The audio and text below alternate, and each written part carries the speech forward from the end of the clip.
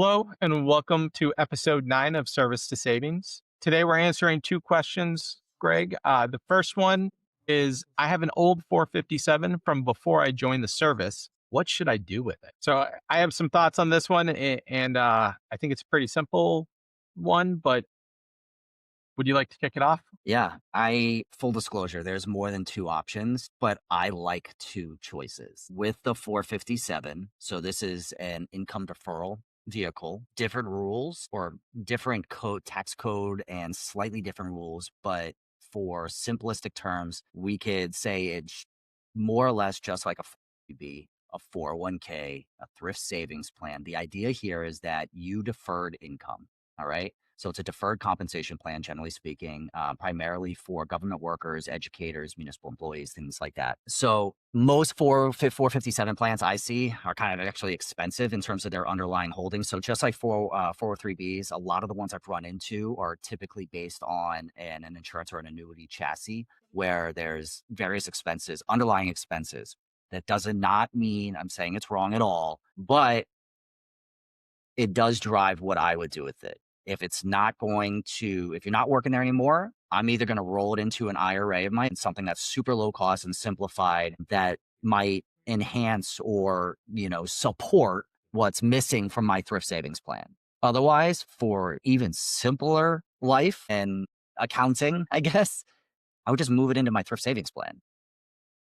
Yeah, that would be my first thought too, right? Is move it into your thrift savings plan. That's the easy answer. And part of the reason that I really like that answer over the Mhm. IRA is if eventually, hopefully, you'll be making enough money that you want to start doing backdoor, or you start to have to do backdoor Roth IRA contributions. And if you move this into a traditional IRA, because it's probably a traditional 457, meaning it's before tax, then you have to pay. It's called the pro rata rule, where you convert part of that each time, and you have to pay taxes on it. And if you're doing the backdoor Roth IRA, that means you're in a higher tax bracket, so you probably don't want to do it then. So if you do roll it to a traditional IRA, you may want to look at doing a conversion immediately to a Roth IRA on it, especially if it's a low income year for you, and you're going to end up with relatively low taxes on it. And I mean, if you're making that transition to the military, there is a good chance that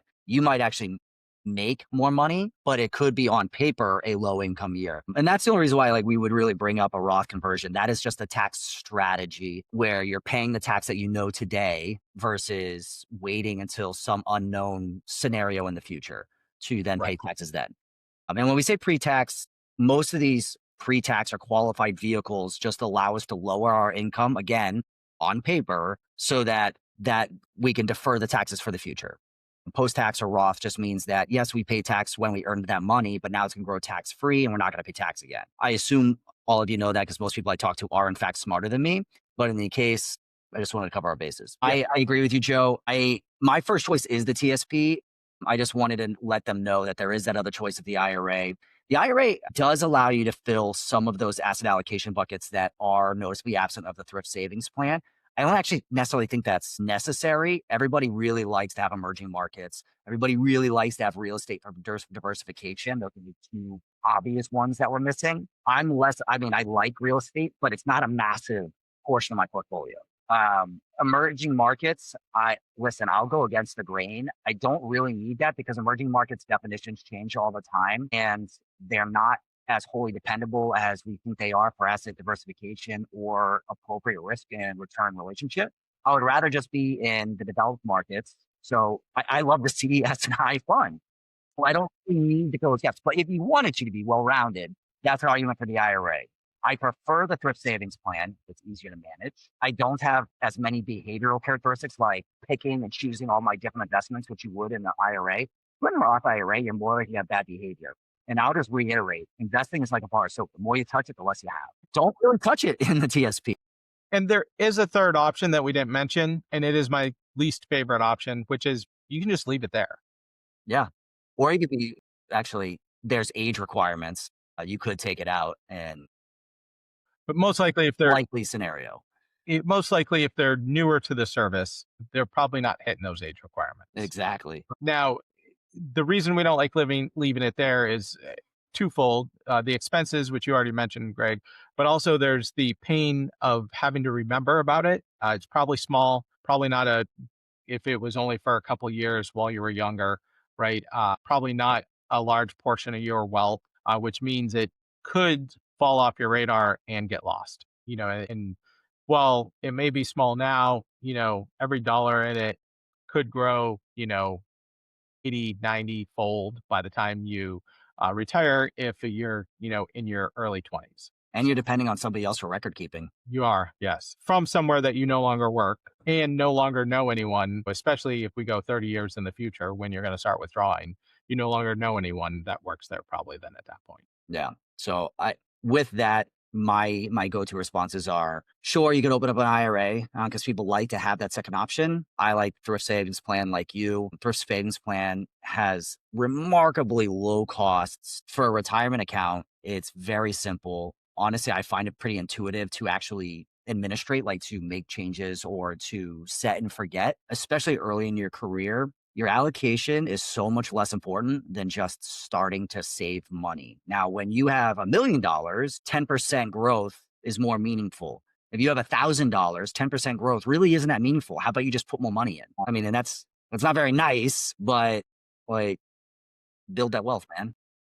Yeah, when people ask me, they're early and they're like, oh, should I hire a professional? I'm always like, how many months does it take you to out earn your mistake? And if we're talking 2 or 3 months, it's probably not time to hire a professional. It's probably just time to save more.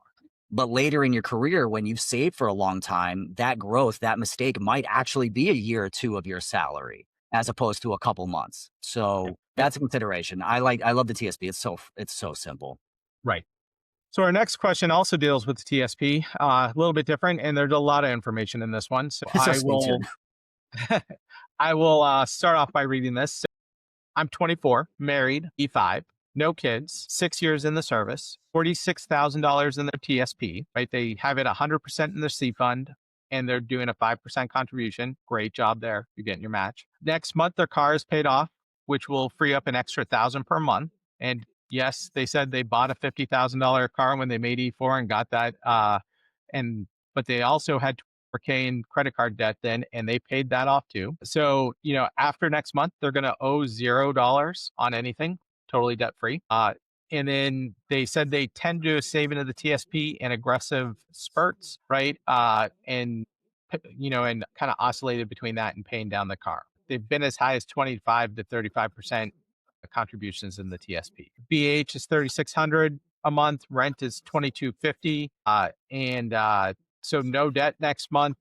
They do have a Roth IRA, but where should they prioritize their money? Roth IRA, TSP, and what should they do that's aggressive to grow that money more? At first, as I was saying before the show, like I'm very impressed with them. They're doing great things, especially as an E5 with a young family at 24 years old. I wasn't as mature as they are. I mean, maybe at my job I was, but in terms of finances, I just wasn't there. I was still reading the books. So it's generally impressive to get from a place of debt to a clean slate with legitimate savings, right? They like at least almost 50,000 in savings is phenomenal. And they're thinking about BAH the right way.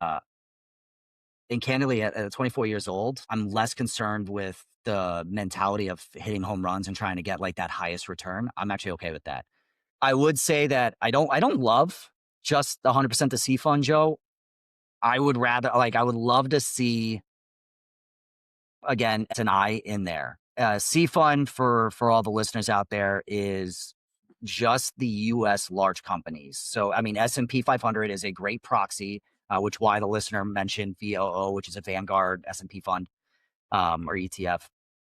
But just think the 10 largest companies or more that make up that mega market cap, the size of the companies. That is great. You are going to do well if you continue to bet on these great companies. There is an actual, very real measurable opportunity to earn more than that by having some of the S fund. Yeah, there's more volatility and it moves on a different wavelength than those US large companies, but having some of those small companies, which is what S fund stands for, will actually improve your earnings or surprisingly reduce a little bit of risk by adding some risk.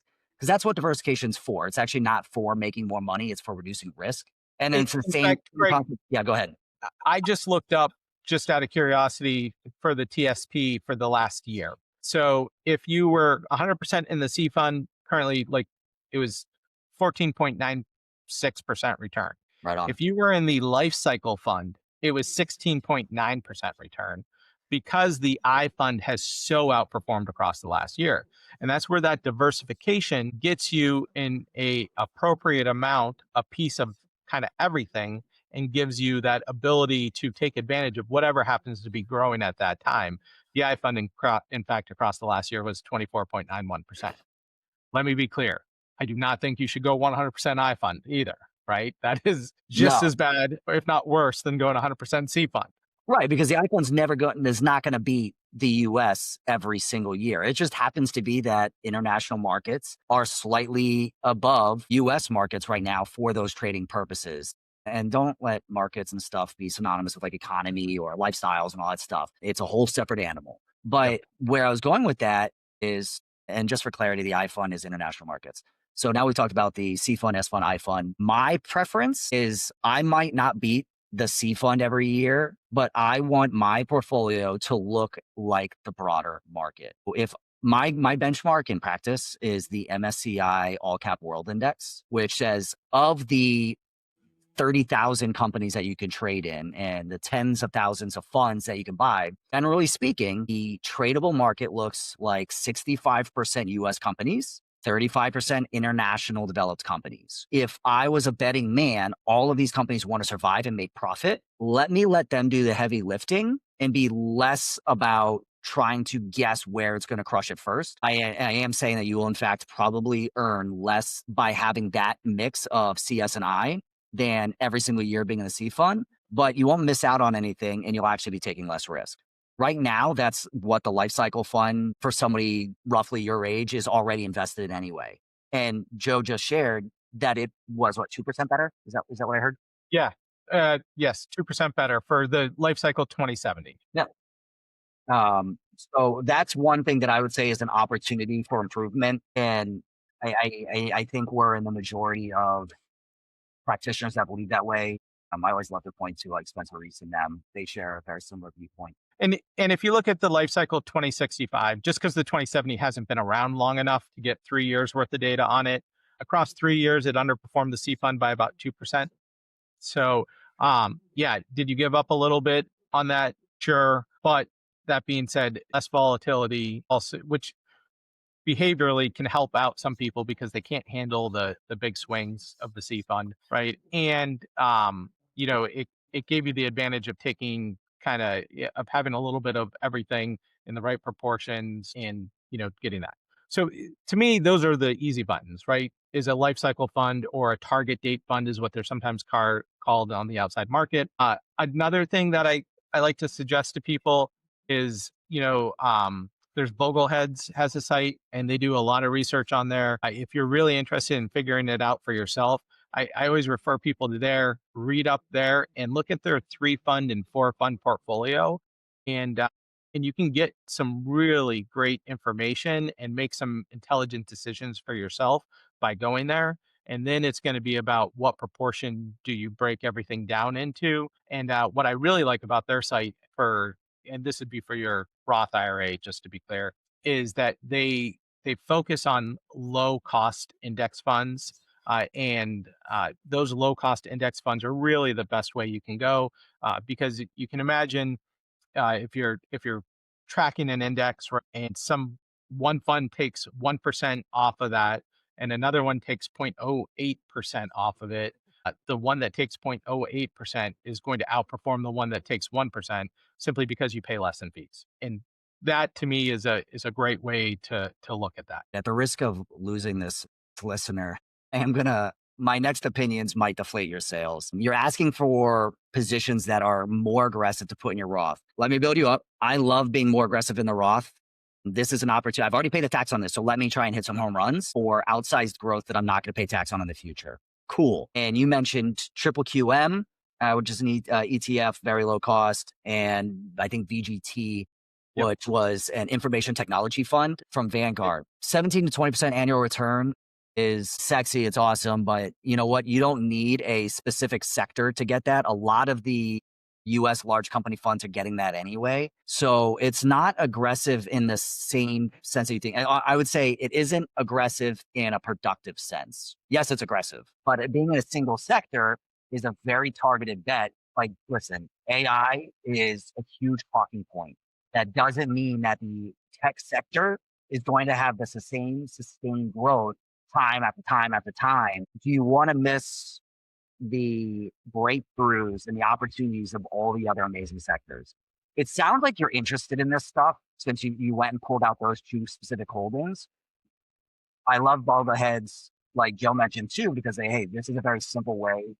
Jack Bogle eventually came and was one of the first people to really lean into index funds and just buying the whole market and letting that ride. If you're trying to concentrate or find what we call in academia or the field, those additional risk premiums, that opportunity to get alpha, like the cream on the top, maybe spend some time learning about factor investing. So yes, you can absolutely try to overweight sectors, but if you're going to try and keep your portfolio and your Roth IRA simple, maybe get VTI and is it VEA is the all world ex-US for Vanguard. I'm in Vanguard because you listed Vanguard, dear listener here. But VTI is the total US market in a single ETF wrapper, dirt cheap. You'll get all the US exposure. Now, that can be your core portfolio. But if you want to take a bet, and honestly, I'm all for learning and making mistakes and learning while we are younger. And especially because it's in your Roth IRA, as long as you don't take the money out, you're not going to actually have any pain other than those paper losses.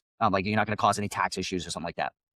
But why don't you explore whether you like one of these factors like quality or sometimes it's called profitability or value or momentum or size, right? You can actually lean into certain characteristics, which you could actually create outsized returns. And I mean, and growth is technically a factor. It's just everything sounds like growth today, so I don't really count it. My personal preference, and there's a company called Alpha Architect that does some really great research in it. And they wrote an amazing paper on having a portfolio that's the factor portion of the sleeve investing is 50% value, 50% momentum, creates very real alpha. And I hate to lean into alpha and Jensen and Sharpie and all that stuff, but you sound interested. Consider that as opposed to one very specific, highly volatile sector. Totally agree. And, you know, with the great job that you've already done, right?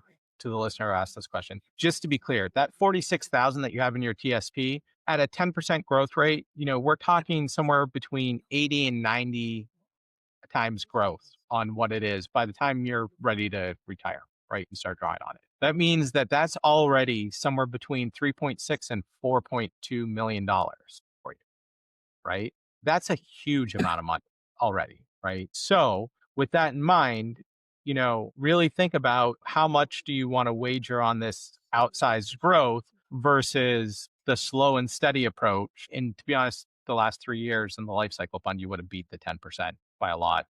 How much do you want to take that slow and steady approach of long term investing and end up kind of set with that money? And sometimes, people who are really interested in this, what I encourage them to do is set up a separate account with a smaller amount of money that is their account to play with. And then they have the automated account that is their main savings for retirement. And that kind of scratches both itches for them of security later on. And I get to try some of this stuff and try and grow it and see how it works without ruining my life, Right. kind of thing. I mean, and honestly, you might be able to do that, right? You could certainly up your contribution to the TSP, or you can replenish your emergency fund with some of that fund. I mean, you're not going to put that $1,000 that you earned off that car payment into the Roth anyway without breaking rules. I think one thing that I want to point out is something that helped you be very successful with paying off the debt was a very clear vision. You said you hated having the debt. So you know what you did? You worked and you paid it off. You had zero. Unfortunately, building wealth isn't the same because it's not a sprint. There isn't a clear end in sight. It is a marathon. It is a trudge. It is something that you have to consistently do day after day. So prioritize savings. And what I've seen with optimizing for returns in these long-term portfolios is that we get too caught up in that short term and chasing that dopamine fix, chasing that high of, oh, I got this year, I got this year. It's hard to stay consistent. Prioritize saving. If you like to play it, again, that separate account that isn't necessarily a long term time horizon is a great fix. Something to consider. I guess the point I'm trying to make is that the the race is a completely different race. Paying down the debt is a 5K. Being um, your future spending for a 30-year spend that's going to happen again 30 years from now is a marathon, an ultra, a tough mudder. It's something way different than the turkey. Or So as the commands always like to call them, the fun run. Let's go for a fun run, guys. Okay. The only person I've having fun is me when I was leading it. yes. So I will 100% agree that fun runs are not fun at all. So uh, Hoo-yah, Navy. So, with that in mind, we've come to the end of another episode. So, please subscribe for exclusive content and updates designed for military life. Military Financial Advisors Association is there to walk alongside you when you're ready. As your career progresses and success comes, it'll bring complexity, hopefully, to your finances. And when that happens, work with an MFAA advisor to navigate that complexity. Visit militaryfinancialadvisors.org to get started. Thanks for listening, and we'll see you next episode. The information provided on Service to Savings, the Military Financial Advisors Association's podcast, is for general, informational, and educational purposes only. Nothing contained in this podcast should be construed as financial, investment, legal, or tax advice, nor is it intended to be an endorsement or recommendation of any specific product, service, or investment strategy. Always consult with a certified financial planning professional, preferably an MFAA member, before making any financial decisions, as your personal circumstances, including military benefits, TSP contributions, deployment-related finances, or retirement planning may require tailored advice.